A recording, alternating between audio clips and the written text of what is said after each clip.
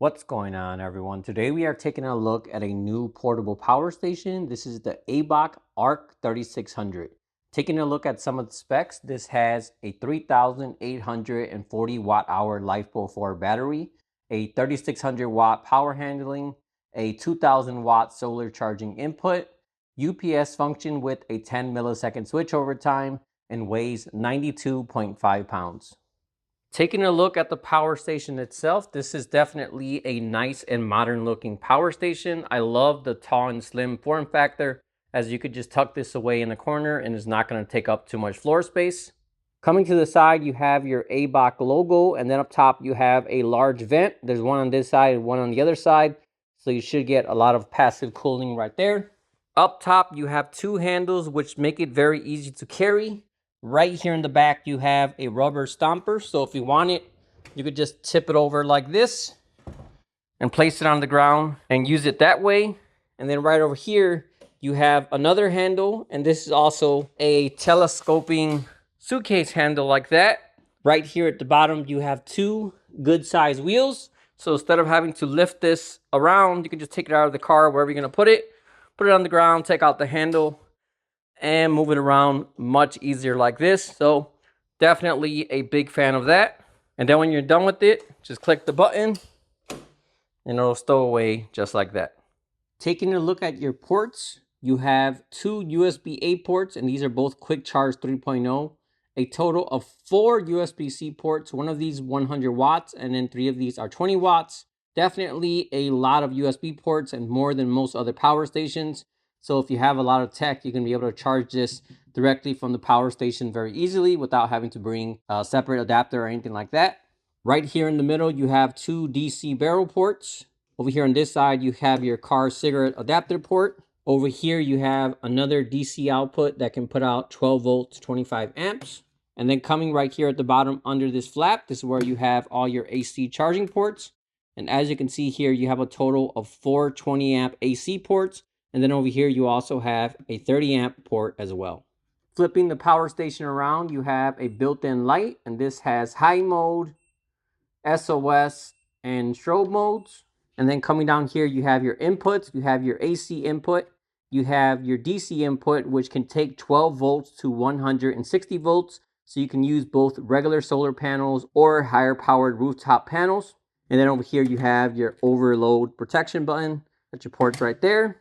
And then coming to the bottom, you have two battery expansion ports. So if you wanted to add more power, you can add up to 2 batteries to either double or triple your battery capacity. And then last but not least, right here in the middle, you have your screen. In the center, you have your battery percentage. Over here, it tells you how many days or hours you have left, depending on the load that you're running. You have your input and output wattage. And then this power station also has app connectivity, which I'll be going over later in the video. So inside the power station, you have a EV grade LiFePro4 battery that's rated for 4,000 plus cycles. So even if you charge and discharge this every single day, you're still going to get 10 to 15 years of usage out of this power station. And if you are someone that's using it every single day, charging it from 100% to 0, at the very least, you'll still get 10 years from this power station. Again, definitely going to last you a very, very long time. And as I said earlier, this is expandable. So if you add 2 batteries to this, this will give you a whopping 11,520 watt hours. Or you can just add 1, which will double the capacity of this power station.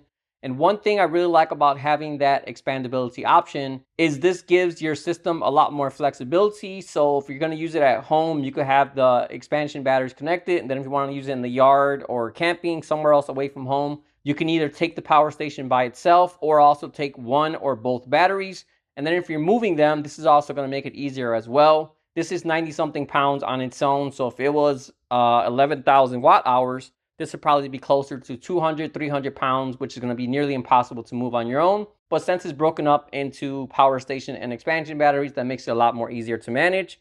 And then last but not least, this also gives you the flexibility to grow over time. So you can go ahead and start with this one now. And then when your budget allows, you can get one more expansion battery and then eventually get a second expansion battery so you can grow it and make it a larger whole home backup system. All right, so when it comes to charging the power station, there's a few different ways you can charge this. First off, with the AC input, this can take 1500 watts max, and this will give you a 0 to 100 charge in only 3 hours. And as you can see right here, you have this dial to adjust the charging speed.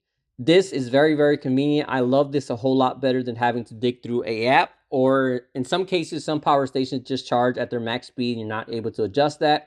So one benefit of having this selector is you can make sure you never trip your home power. So say if you're connected to a circuit that already has a half or mostly full load on it, if you were to run this at its full 1500 watts and charge it at that speed, most likely that's going to trip your breaker and you're going to have to unplug things. It's going to be a bit of a headache. But in this case, you can go ahead and just turn this down and charge it at a lower speed and you don't have to worry about tripping your breaker. And then of course, if you want to charge this at a faster speed, you can go ahead and charge that at the max as well, or anything else in between, as this does have several different notches. It looks like it goes up in 300 watt increments. Up next, you can also charge this through solar. As I said earlier, this has a 2000 watt max and supports 12 through 160 volt panels. And this will give you a 0 to 100 charge in only 2.3 hours. And then last but not least, you can also charge with both AC and solar at the same time at a max of 3500 watts. And this will charge the unit very quickly in only 1.3 hours. All right, so I drained this power station from 100% to 0 with a 1700 watt load, and it put out a total of 3,724 watt hours. Doing the math, that gives this unit a very good usable capacity of 96.9%. Most power stations of this size put out about 80 to 85% on average. So this is definitely much, much better than most other units out there. All right, so let's go ahead and test out the inverter on this unit. As I said earlier, this has a max power handling of 3,600 watts. Anything that runs on a regular 15 amp outlet only draws 1,800 watts at the max. So basically, if it can plug into a regular outlet, it's going to run on this power station no problem at all. In fact, you could even run 2 high-powered items and it's still going to be able to keep up. So right now I have this in my outdoor shed office, and this is wired to be powered by the grid or by a power station like this one. So let me go ahead and run the shed off the power station, and we'll see what kind of load this entire shed puts onto the power station. All right, so as you can see, I now have this entire shed office being powered off the power station. Before I show you what kind of load this is pulling, let me go ahead and show you everything that's currently running. So right over here, I have a Google Home, and this is the larger 10-inch version. Over here, I have a Eero Wi-Fi router. Up top, I have a total of 8 can lights, and then right here in the middle, I have another 5 light bulbs, and these are all Wi-Fi lights, so that's a total of 13 Wi-Fi lights. Right here in the center, I'm also running a ceiling fan. Right over here, I'm charging a cell phone, and then I'm also charging a power bank that's charging currently at 40 watts. And then last but not least, I'm also running a full computer setup. So that's with a Mac Mini, a docking station, the speakers, and a 4K monitor. So just to recap, I'm running a Google Home, a router, 13 light bulbs, a ceiling fan, charging a cell phone, charging a power bank, and running a full computer setup. And all of that is only drawing 276 watts. So when it comes to regular household objects and smart technology, that's a complete walk in the park for this power station. This is only one office, so this was your entire house, maybe more smart items, more lights. You'll probably run about 700 to 900 watts at the max, depending on how much you have going on. Again, this has 3,600 watts of power, so that still leaves you with plenty of power left over.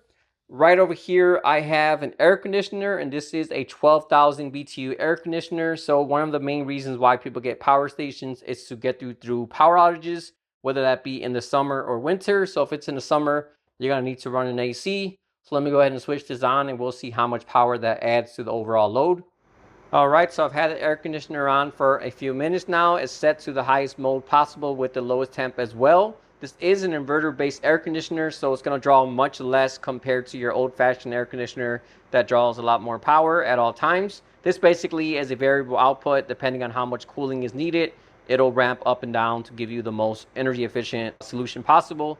All right, so everything in the shed that I just showed you was running in addition to the AC set at the max. We are only at 878 watts. So that's almost 3,000 watts of power remaining. So again, 3,600 watts is a lot of power. So unless you're really trying to ramp this up, it's going to be able to run plenty of things, no problem.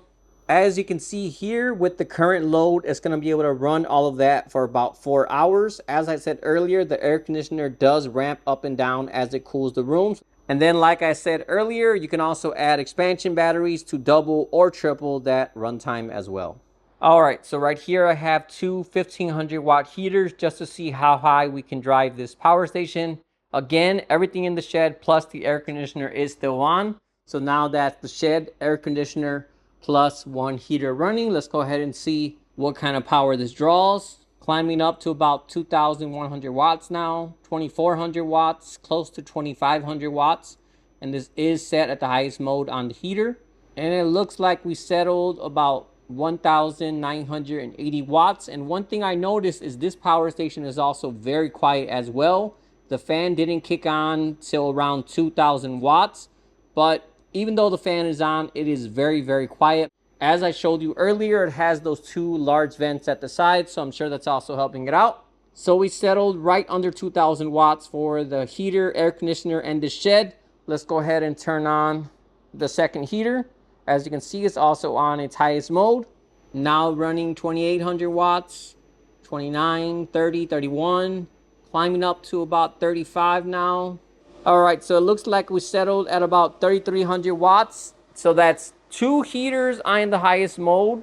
Blaring at me, I'm completely roasting right now. Plus the air conditioner, plus the shed. So like I said, 3,600 watts is a lot of power. With regular household items, you're going to be pretty hard pressed to drive this over its limit.